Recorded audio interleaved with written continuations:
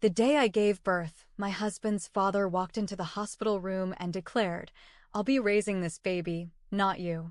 My husband nodded and said, "Dad knows best." I pretended to agree until I pulled out a paper and said, "Then you won't mind seeing what the judge thinks." Their smiles vanished as the truth hit them. The day I gave birth was supposed to be the happiest of my life.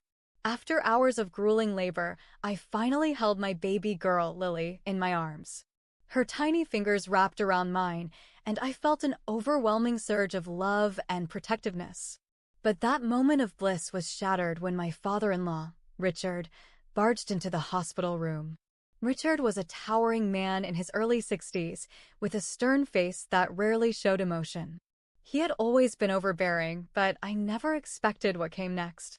He stood at the foot of my bed, glanced at Lily, and then looked me straight in the eye. "I'll be raising this baby, not you," he declared, his voice cold and authoritative. I was stunned. Before I could respond, my husband, Mark, who had been standing quietly by the window, nodded in agreement. "Dad knows best," Mark said softly. My heart sank. I couldn't believe what I was hearing. But instead of reacting with the fury that was bubbling inside me, I took a deep breath and forced a smile. "Of course," I said, my voice steady. "If that's what you both think is best." Their smug expressions told me they believed I was conceding. But they had underestimated me. I reached into the bedside drawer and pulled out a folded document. I handed it to Richard, who took it with a puzzled look. "Then you won't mind seeing what the judge thinks," I said calmly. As Richard unfolded the paper and began to read, his face turned pale. Mark peered over his shoulder, and I saw the color drain from his face as well. "What is this?" Richard stammered. "It's a restraining order," I replied. "Effective immediately. Neither of you are to come near me or Lily without my explicit permission." Their eyes widened in shock. I had anticipated their move. During my pregnancy, I had noticed Richard's increasing interest in our unborn child. He often made comments about how he would teach the baby this and that, and how he had plans for her future. It made me uneasy. I confided in my friend, Sarah, who worked as a paralegal. She advised me to document everything and helped me consult with a lawyer. Together, we built a case to protect my rights as Lily's mother. "You can't do this," Mark said, his voice shaking. "I can and I have," I said firmly. "The court takes the well-being of a child very seriously. Given the evidence of your father's controlling behavior and your complicity, they granted the order." Richard's hands trembled as he gripped the paper. "This is outrageous," he barked. "What's outrageous," I shot back, "is thinking you can take a newborn from her mother. I carried her for 9 months. I went through labor. And you think you can just take her away? Over my dead body." Mark stepped forward, trying to placate me. "We just thought. You didn't think," I interrupted. "Neither of you did. But I did. And I won't let you control me or my daughter." The nurse, hearing the commotion, entered the room. I turned to her. "Please escort these men out," I requested. "They are not welcome here." The nurse nodded and called for security. Richard and Mark were too stunned to resist as they were led out of the room. Once they were gone, I held Lily close to my chest, tears streaming down my face. I had stood up to them, but the emotional toll was heavy.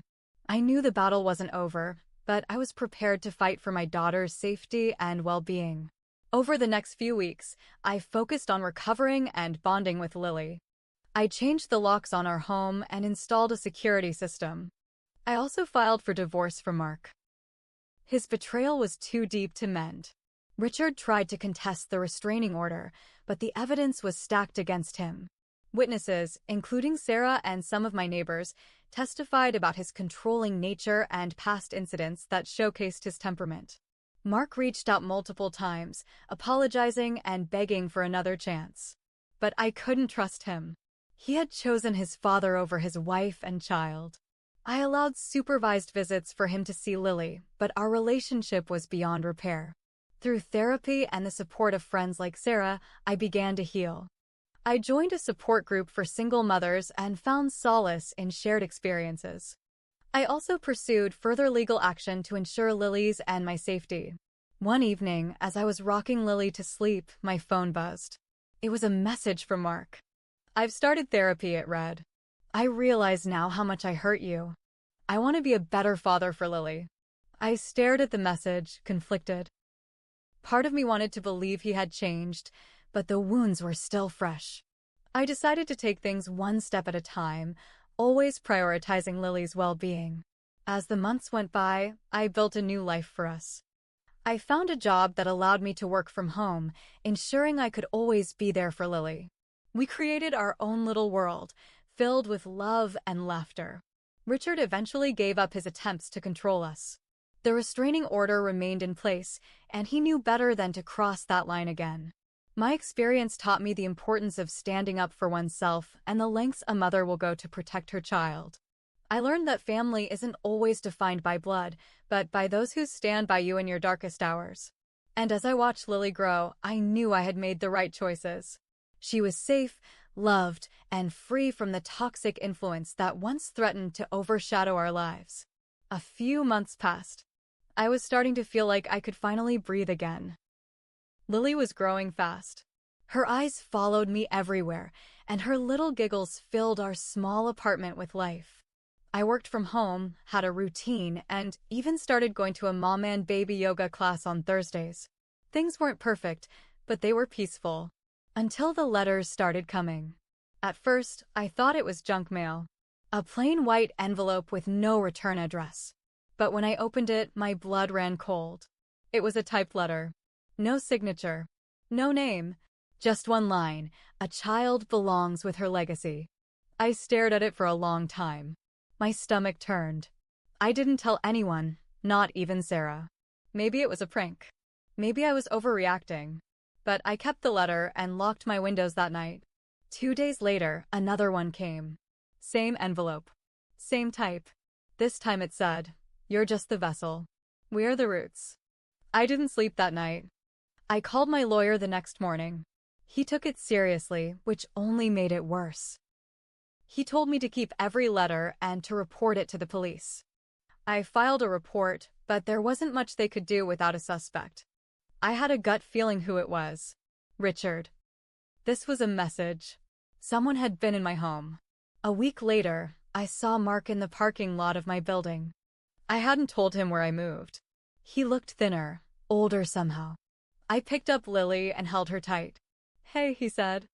"I've been trying to reach you." I didn't answer. I just stared. He sighed. "I just want to talk." I swear I didn't know what Dad was doing. I thought we were just making plans, you know. I laughed. A dry, bitter sound. "You agreed with him, Mark. In that hospital room, you agreed." "I was scared," he said. "I thought Dad could help." "I was wrong. I'm in therapy now. I've changed." I looked at Lily. Her tiny face pressed into my chest. Then back at him. "I don't trust you. And I don't forgive you." He nodded slowly. "I get it. But I need to warn you. My dad, he's not letting this go." There it was. The real reason he came.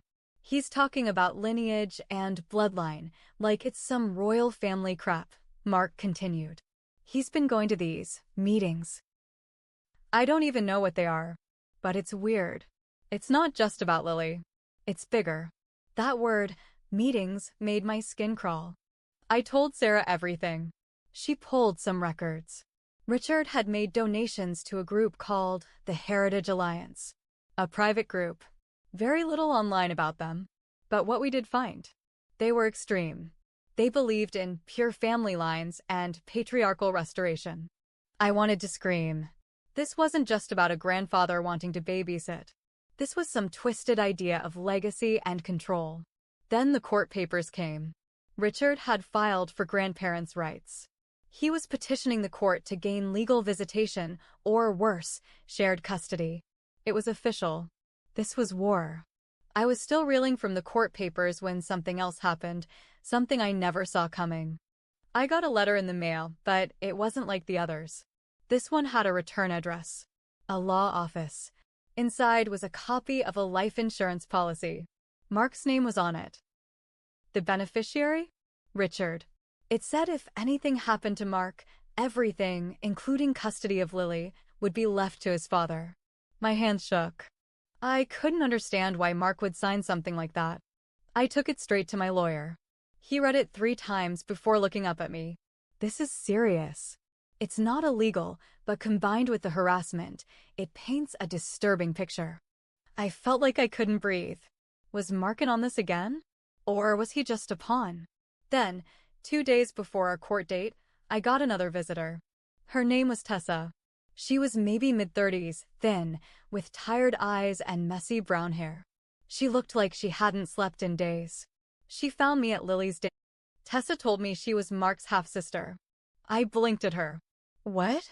Different mother, she explained. I'm the daughter he doesn't talk about. Richard never claimed me publicly. My mom left when I was a baby because he tried to do to her what he's trying to do to you. She pulled out a folded photo, her and a little boy. That's me. And my son. He tried to take him from me too. Said I was unfit.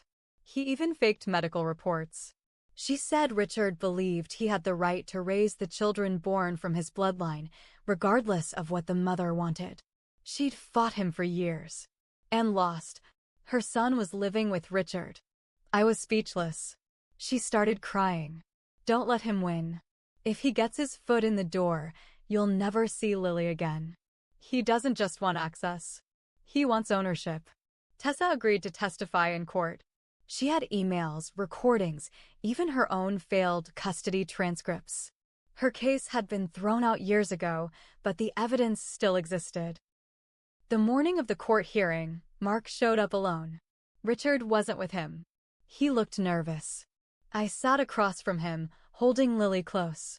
She was calm, not knowing that everything around her was about to decide her future. Just before we were called in, Mark leaned over and whispered, I didn't sign that policy. I swear. I didn't answer him. Not then. But what happened inside the courtroom turned everything on its head. Richard didn't show up. Instead, his lawyer stood and withdrew the petition. Just like that. No explanation. No statement. Case dismissed. I was shocked. My lawyer was stunned. We stepped out of the courtroom, confused but relieved. That's when I saw Mark sitting on a bench, staring at the floor. I walked up to him. What did you do? He looked at me, exhausted. I recorded him. The night he threatened to take Lily and make sure you never saw her again. Said he'd make it look like an accident. My blood froze. I gave it to his lawyer, Mark continued. Told him if they didn't drop it, I'd go public. And press charges. I didn't know what to say. Mark had betrayed me once. But now, maybe he was finally seeing the monster his father really was. But deep down, I knew this wasn't the end. People like Richard didn't give up. They regrouped. They planned. I was safe for now. But I kept the cameras on. And I slept with my phone next to me. After the court dropped the case, a weight lifted off me, but only for a moment. I didn't trust the silence. Not with Richard. Mark tried to see Lily more after that. He brought toys. He showed up on time. He was careful with his words. But I kept my distance. I allowed supervised visits only. I watched every move. Tessa and I kept in touch. She told me Richard went completely off the radar. No phone calls, no social media. She said it wasn't like him. He always liked to feel in control. But now? Nothing. Until one morning, I woke up to a knock on my door. It was a detective. Richard was found in his home, alone. Dead. Gunshot wound. Self-inflicted. But that wasn't the shocking part. The police found files, dozens of files, in a locked cabinet. Photos of me. Of Lily. Copies of court documents. Notes. Plans. Surveillance screenshots of us at the park, the daycare, even inside our apartment from a hidden camera. They also found a written manifesto, his plan to gain full custody, take Lily out of the country, and raise her under a false identity. My stomach turned. They said Mark's recording probably pushed him over the edge. That and the failing lawsuit. He lost control. And that's when he broke. I thought I'd feel safe. Relieved. But instead, I felt angry. Angry that it went this far. Angry that no one had stopped him years ago. And angry at myself for ever letting him near my daughter in the first place. After the funeral, which I didn't attend, Mark asked to talk. I agreed. One last time. He sat across from me in the park, watching Lily chase birds. I didn't know he was capable of that, he said. I should have listened to you. You didn't just ignore me, I said. You agreed with him. You backed him in that hospital room. I was scared, he whispered. I thought he had power. Money. I didn't want to lose everything. You lost your family, I said. That was the real cost. He looked down, eyes full of regret. I stood up. You can still see Lily, but it'll always be supervised. And if you try anything, I won't hesitate to cut you off. I understand, he said. Then he looked at me and added, he hated strong women. You scared him more than anyone else. I didn't respond. I didn't need to. I walked away with Lily in my arms, her head on my shoulder. We passed a bench where an old man sat reading a newspaper. I glanced at him. Just a man. But for a second, my heart jumped. That was Richard's legacy. Fear. Control. Shadows that lived long after he didn't. But I made a promise that day. Right there in the middle of that ordinary park, no man would ever own my story again. Not Richard. Not Mark. Not anyone. And if they tried, they'd better hope they never saw what I'd do next.